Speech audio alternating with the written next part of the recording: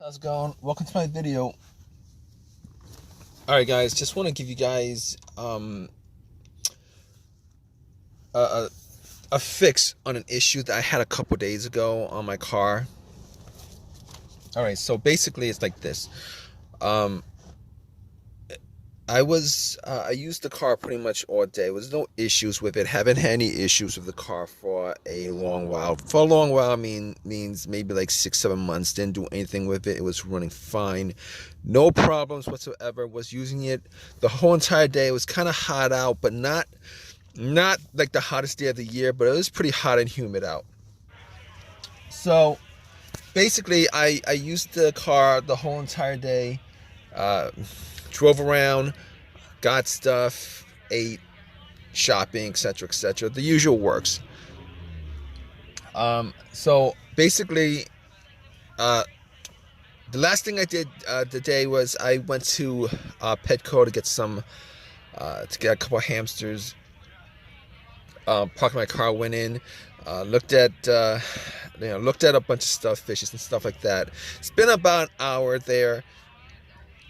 Got two hamsters, came out, got into the car, and then tried starting it, and you know, it would crank, but it wouldn't start. Tried a couple of times, it would crank, it wouldn't start, crank, it wouldn't start. So I'm like, all right. At that point, got a little bit worried. Got two hamsters out. It's like 95 degrees, very very sunny, very very hot, very very warm, and I was like, all right, let me try a couple of things. I'm gonna press the gas pedal a couple of times, and then try to crank it. Maybe it was some glitch or something like that. Nope, didn't work. And then I was like, okay, maybe it's the shifter. I'm gonna shift it up and down.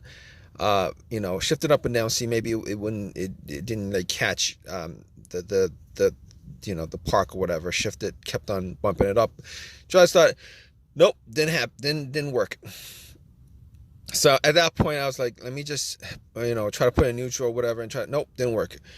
All right, so, all the normal options that you would think you would do, I tried, and none of those things actually got the car to start. And so basically, what I did afterwards is, I got two hamsters in my car. It's a hot day. I have no AC. So I'm gonna see if I could try to do something, you know, quick fixes. Turn the lights on, and went out and try to see, checked out the beam, see if there was bright or not. Maybe it's a battery issue. Maybe it's something I could fix real fast. And the beams were pretty bright, so I couldn't figure out whether it was the beams or not, whether it was the battery or not. So I went back into my car. I'm like, I got two hamsters. And let me just, at that point, I brought the hamsters back into Petco, told them about the situation, had them kept it for me. So they kept it for me, so that I could resolve this issue, and then. So anyway, I was like, maybe it's the battery. Maybe it's the battery because like I said, about 6 months ago, I had a bit of a battery issue. Car had issues starting. It was slow crank, but unlike this one, it was like very strong crank. I'm having like strong, like this issue was like very very strong cranks. The cranks are very very strong. I could hear, the starter motor running. It was very very very strong. So obviously, if you guys don't know anything about cars, obviously it's not the starter, because if you could hear a crank, it's the starter that's working. Obviously, it's not the starter. So anyway, I was like, all right, let me check out the battery. Right, so I got to the battery, I popped it out, and popped off. I checked out the battery and make sure the terminals were clean. Now I forgot. I don't think I actually cleaned the terminals when I changed out the battery 6 months ago. So I was like, all right. So the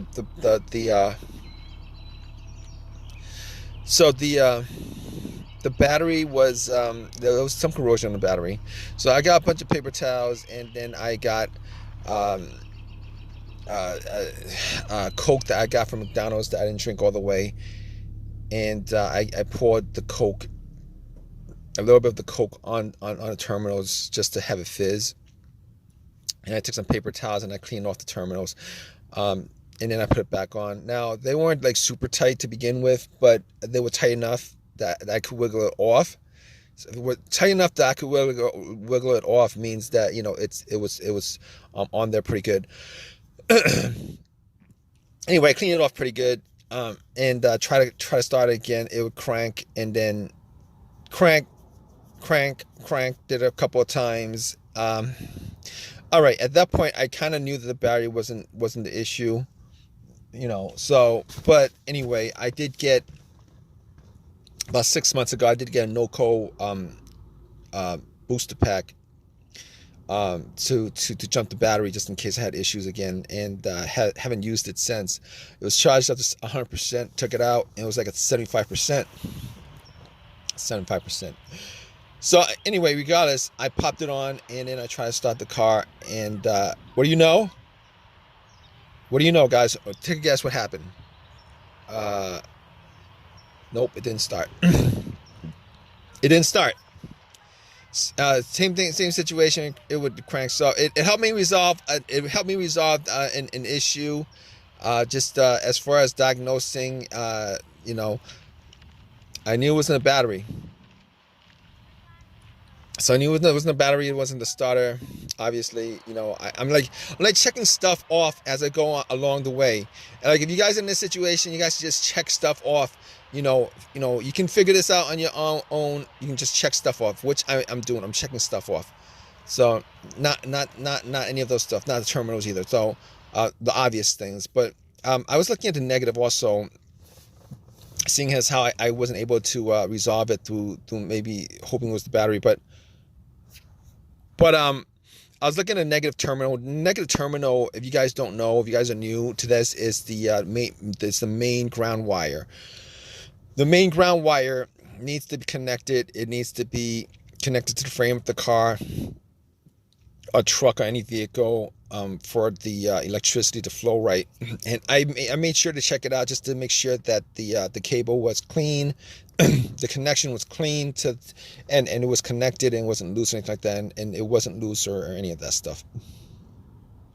So at that point, I could rule out the negative cable. So all those things I could rule out at this point: starter, battery, the terminals being corroded or loose, the ground wire. All these things are important, are integral to the car starting.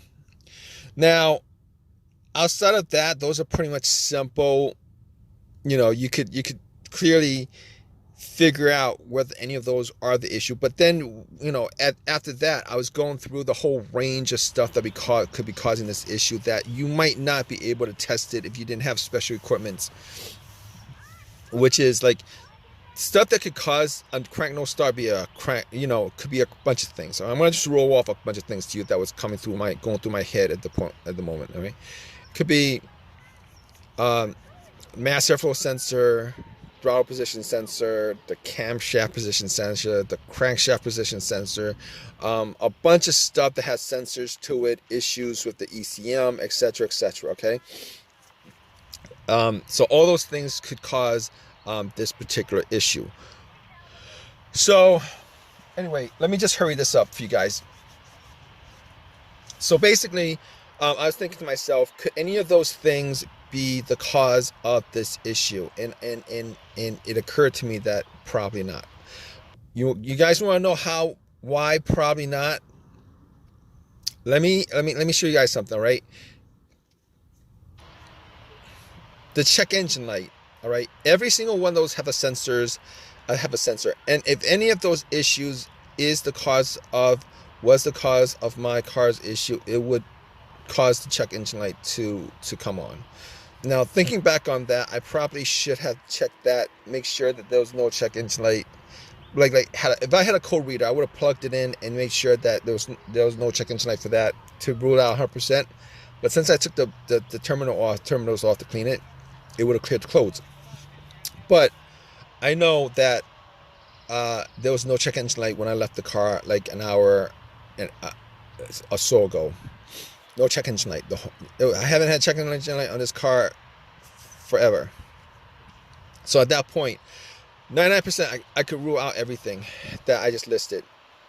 Mass airflow, camshaft, crankshaft, throttle position sensor, all those things that have a sensor to it that could actually cause the issue. So I could just rule all those things out because of that deduction.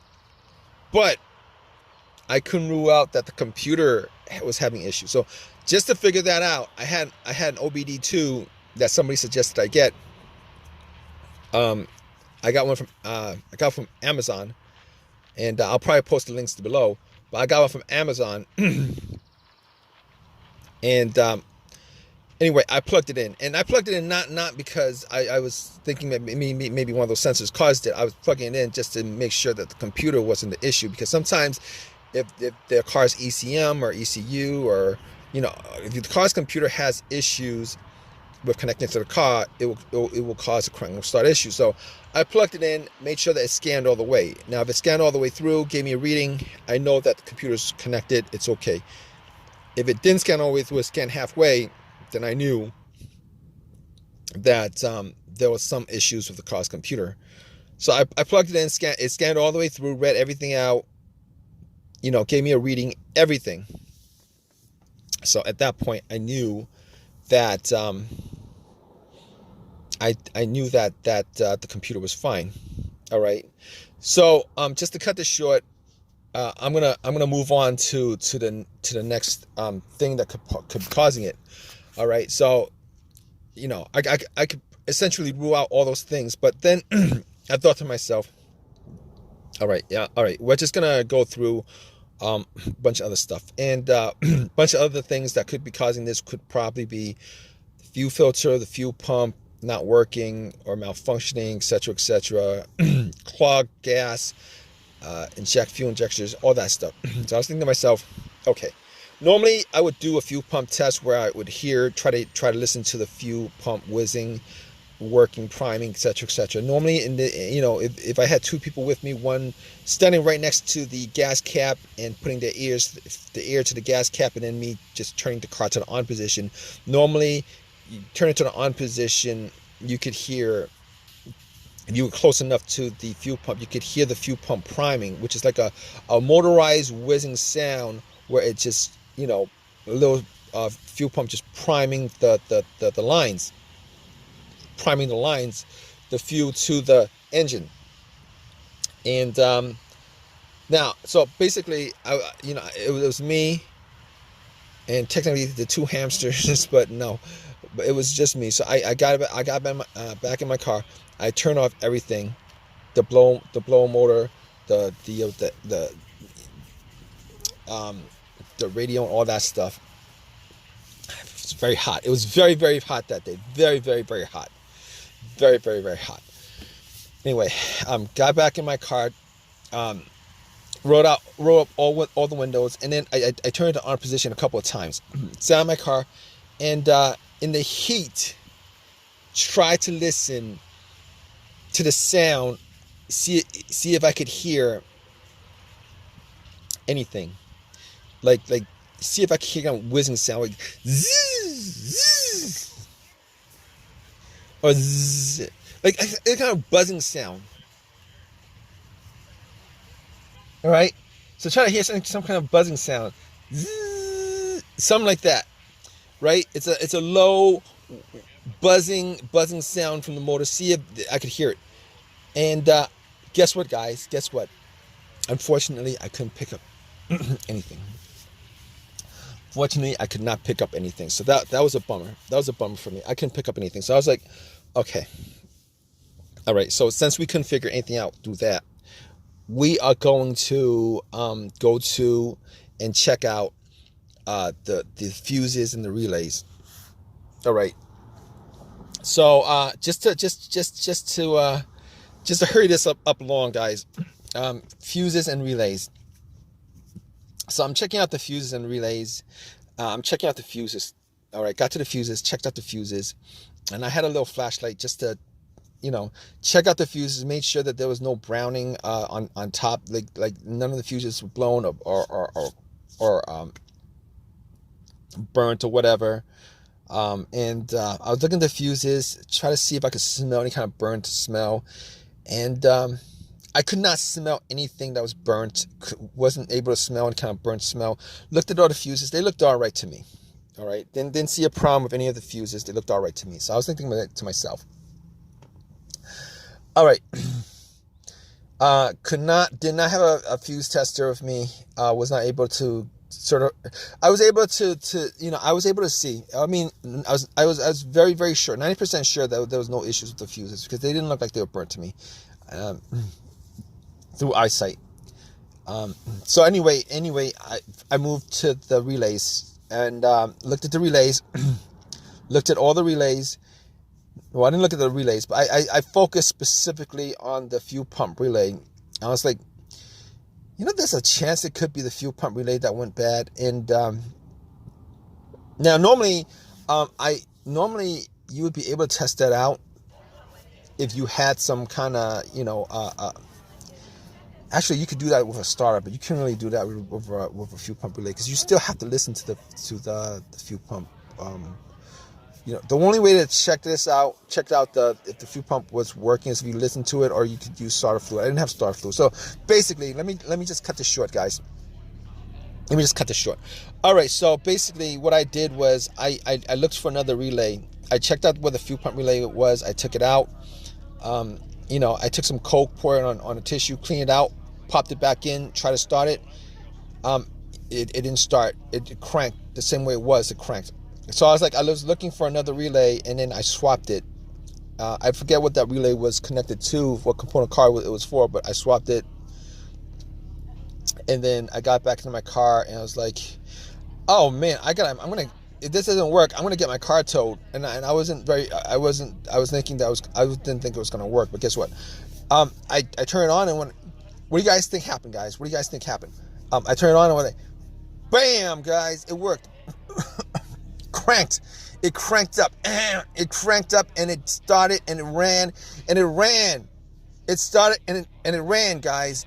So at that point, I knew if this happened to you guys, where you guys swap up the relay and it started, 100% that the relay was the issue. Anyway, the relay was the issue. So I drove my car, got the two Hamsters back, turned the AC on. Hot day, sweating like crazy. My t-shirt was drenched in sweat, muggy, and happy ending, guys. It was a very, very, it was a great ending because I went to AutoZone, definitely got another relay for like $15, popped it back in. I literally drove there with it swapped out, and then obviously I took the bad relay from whatever component that was, put the good relay in the fuel pump, and swapped that other relay out, and has been working ever since. It's been working ever since. So I hope this story wasn't too long. Just to cut it short for you guys. Again, I'm sure you guys want to get back to diagnosing your car after watching this video, and hopefully this has helped you guys out as far as figuring what the issue is with your vehicle. But in any case, there's a comment section. Please leave a comment in the comment section. Please give me a thumbs up. Please subscribe. All that good stuff, guys. I hope you guys have a fix as easy as the one that I had on mine, guys. All right, take care.